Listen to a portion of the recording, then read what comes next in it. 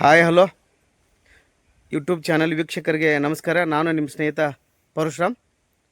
ನೆನಪಿರಲಿ, YouTube channel ವತಿಯಿಂದ ತಮಗೆಲ್ಲರಿಗೂ ಆಧಾರದ ಸ್ವಾಗತ. ನಾನು ಇವತ್ತು ಬಾಗಲಕೋಟೆ ಜಿಲ್ಲೆಯ ಬಾಗಲಕೋಟೆ ತಾಲೂಕಿನ ಬೊಮ್ಮನಿ ಗ್ರಾಮಕ್ಕೆ ಬಂದಿದ್ದೀನಿ. ಇಲ್ಲಿಬ್ಬರು ಪ್ರಗತಿಪರ ರೈತರಾದಂಥ ಮಹದೇವಪ್ಪ ಕೋಲ್ಕರ್ ಅವರು ಪಪ್ಪಾಯಿ ಗಿಡ ಹಚ್ಚಿರ್ತಾರೆ. ಅವರು ಯಾವ ಥರನಾಗಿ ಹಚ್ಚಿದ್ದಾರೆ, ಯಾವ ತಿಂಗಳಲ್ಲಿ ಹಚ್ಚಿದ್ದಾರೆ, ಇದರಿಂದ ಏನು ಲಾಭದ, ಪಪ್ಪಾಯಿಂದ ರೈತರಿಗೆ ಅನುಕೂಲ ಇದೆ ಅನ್ನೋದನ್ನು ತಿಳಿಸ್ಕೊಡೋಕೆ ನಾನು ಇಲ್ಲಿ ಬೊಮ್ಮನಿ ಗ್ರಾಮಕ್ಕೆ ಬಂದಿದ್ದೇನೆ. ಸೊ ಈಗ ರೈತರಂಥ ಮಹದೇವಪ್ಪ ಕೋಲ್ಕರ್ ಅವರು ಇದ್ದಾರೆ. ಅವ್ರು ಯಾವ ಥರನಾಗಿ ಪಪ್ಪಾಯಿ ಅಗಿಯನ್ನು ಹಚ್ಚಿ ತಮಗೆ ಯಾವ ಥರನಾಗಿ ಆದಾಯ ಮಾಡ್ಕೊಂಡಿದ್ದಾರೆ ಅನ್ನೋದು ಅವ್ರ ಮುಖಾಂತರ ನಾನೀಗ ತಮಗೆ ಕೇಳಿಸ್ತಾ ಇದ್ದೀನಿ. ನಮಸ್ಕಾರ ಮಹದೇವಪ್ಪ ಕೋಲ್ಕರ್ ಅವರಿಗೆ. ಆರಾಮಿದ್ದೀರಿ? ಸರ್, ಈಗ ನೀವು ಪಪ್ಪಾಯಿ ಯಾವ ತಿಂಗಳಿಂದ ಹಚ್ಚಿದ್ದೀರಿ, ಯಾವ ಥರನಾಗಿ ಲಾಭ ಆಗೈತಿ ಹೇಳಬೇಕು. ನವಂಬರ್ ತಿಂಗಳಲ್ಲಿ ಅಂದ್ರಲ್ಲ, ಆಗಲಿ ನವಂಬರ್ ತಿಂಗಳು ಹಚ್ಚಿದ್ದೀರಿ. ಈಗ ನೀವು ಎಷ್ಟು ಗಿಡ ಹಚ್ಚಿದ್ದೀರಿ? ನೀವೀಗ 200 ಗಿಡ ಹಚ್ಚಿದ್ದೆವು. 200 ಗಿಡ ಹಚ್ಚಿರಿ. ಹಾಂ. ಆಮೇಲೆ ಗಿಡದಿಂದ ಗಿಡಕ್ಕೆ ಸೈಜ್ ಎಷ್ಟು ಮತ್ತು ಸಾಲಿಂದ ಸಾಲಿಗೆ ಎಷ್ಟು ಸೈಜ್ ಬಿಟ್ಟಿದ್ದೀರಿ ನೀವು? ಗಿಡದಿಂದ ಗಿಡಕ್ಕೆ 8 ಫೂಟು, ಸಾಲಿಂದ ಸಾಲಿಗೆ 8 ಫೂಟು. 8 ಫೂಟ್ ಬಿಟ್ಟಿರಿ. ಒಂದೊಂದು ಗಿಡ ಎಷ್ಟು ಕಾಯಿ ಆಗತ್ತೆ ರೀ ಅದು? ಇದು ಒಂದು 50, 60, 70, 80 ಹಿಂಗೆ ಕಾಯಿ. ನೀವು ಯಾವ ಥರನೇ ಗೊಬ್ಬರ ಹಾಕ್ತೀರಿ, ಯಾವ ಥರ ನೀರು ಬಿಡ್ತೀರಿ, ಆ ಥರನೇ ಬೆಳಿತೈತಿ. ಈಗ ನಾವು ಮಾಡಿದಂಗೆ ಈಗ ಕಾಯಿ ಹಣ್ಣು ಕಳ್ಸಾಕತ್ತೀರಿ ನೀವು? ಕಳ್ಸಾಕತ್ತೇವೆ. ಎಲ್ಲಿ ಹೋಗ್ತದ್ರಿ ಇದು? ಇದು ಇಲ್ಲೇ ಲೋಕಲ್, ಇಲ್ಲೇ ಕೊಟ್ಟು ಕಳ್ಸಾಕತ್ತೀರಿ. ನಿಮ್ಗೆ ಲಾಭ ಅನ್ಸಿದ್ರಿ? ಏನು ಲಾಭ? ಜಾಸ್ತಿ ಹೆಚ್ಚಿದ್ರೆ ಲಾಭ, ಸ್ವಲ್ಪ ಐತಿ, ಸ್ವಲ್ಪ ಇದ್ರ ಸಂಬಂಧ ಲಾಭ ಇಲ್ಲ. ಅಂದ್ರೆ ರೈತರಿಗೆ ಎಷ್ಟು ಎಕರೆ ಹಚ್ಚಿರಿ ಪಪ್ಪಾಯಿ ಲಾಭ ಐತೆ ಅಂತೀರಿ ನೀವು? ಒಂದು 3 ಎಕರೆ ಹಿಡ್ಕೊಂಡು ಅತ್ತಾಗ ಮಾಡ್ಬೇಕ್ರಿ. 3 ಅಂದ್ರೆ ಇದು ಎಷ್ಟು ದಿವ್ಸಕ್ಕೆ ಗಿಡ ಹಚ್ಚಿಂದ ಎಷ್ಟು ದಿವ್ಸಕ್ಕೆ ಇದು ಫಲ ಕೊಡ್ತೈತ್ರಿ? ಇದು 6 ತಿಂಗಳಿಗೆ ಚಲೋ. 6 ತಿಂಗಳಿಗೆ. 6 ತಿಂಗಳಿಗೆ ಕಾಯಿ. 6 ತಿಂಗಳಿಂದ ಮುಂದೆ ಎಲ್ಲಿ ಮಟ್ಟ ಎಷ್ಟು ತಿಂಗಳ ಮಟ್ಟ ಬರ್ತಿರ್ದ ಹಣ್ಣು?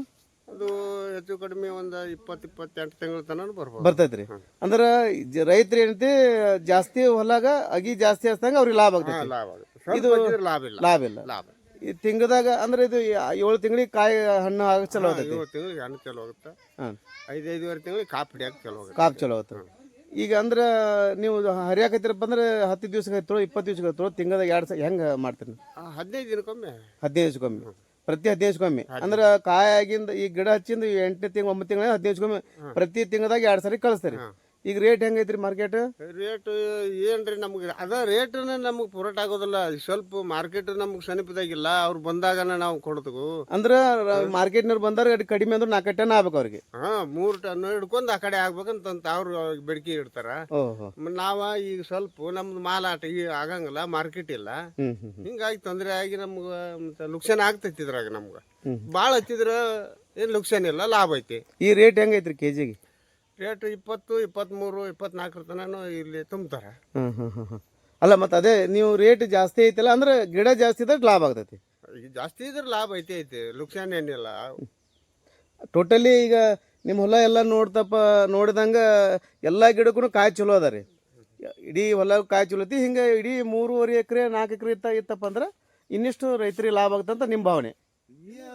ಮಾಡಿದಂಗೆ ಐತಿ ನೋಡ್ರಿ. ಅದು ಒತ್ತಿಗೆ ಮಾಡಬೇಕು, ಸ್ವಲ್ಪ ಮಾಡಬಾರ್ದು. ಸ್ವಲ್ಪ ಮಾಡಿದ್ರೆ ಅದು ಈ ಮಾರ್ಕೆಟ್ ಇಲ್ಲ ಇಲ್ಲಿ.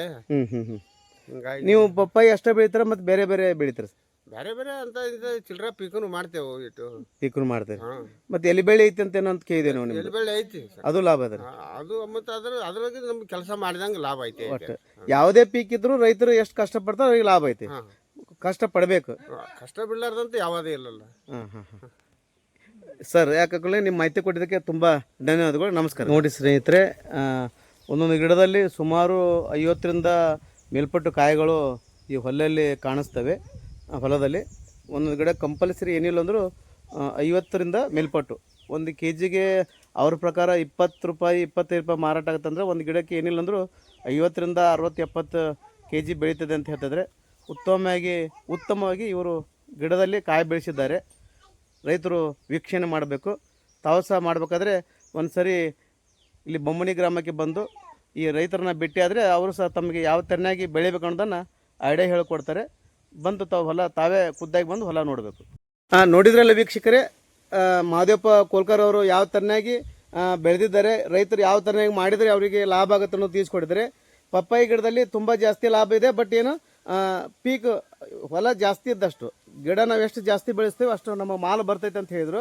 ಯಾಕಂದ್ರೆ ಕಡಿಮೆ ಹೊಲ್ಲಾಗ ಹಚ್ಚಿದ್ರೆ ಮಾರ್ಕೆಟ್ನಲ್ಲಿ ಸ್ವಲ್ಪ ರೇಟ್ ಕಡಿಮೆ ಆಗ್ತೈತಿ. 3 ಅಥವಾ 4 ಎಕರೆ ಹಚ್ಚಿದ್ರೆ ತಿಂಗಳಿಗೆ ಒಂದು ನಮಗೆ 4-5 ಟನ್ ಆದರೂ ಬಂದು ಮಾಲ್ ಒಯ್ತಾರೆ, ನಮ್ಗೆ ಅದೇ ಉಳಿತಾಯ ಆಗುತ್ತೆ ಅಂತೇಳಿ ಹೇಳ್ತಿದ್ರೆ ರೈತರು. ಯಾವತ್ತಿಗೆ ಒಂದು ವೇಳೆ ಪಪ್ಪಾಯಿ ಮಾಡುವಂಥ ರೈತರು ಅವ್ರು ಏನು ಹೇಳ್ತಾ ಇದ್ದಾರೆ, ರೈತರಂದರೆ ಪಪ್ಪಾಯಿ ಮಾಡುವಂಥವ್ರು ಯಾರೇ ಇದ್ದರೂ ನವಂಬರ್ ತಿಂಗಳಲ್ಲಿ ಹಚ್ಚಿದರೆ ನಮಗೆ ಎಲ್ಲ ಬೇರೆ ಬೇರೆ ಸೀಸನ್ನು ಹಣ್ಣುಗಳು ಮಾರಾಟದಿಂದ ಕೊನೆಗೆ ನಮಗೆ ಇದು ಪಪ್ಪಾಯಿ ಉಳಿತೈತಿ, ಅವಾಗ ರೇಟ್ ಜಾಸ್ತಿ ಆಗ್ತೈತಿ.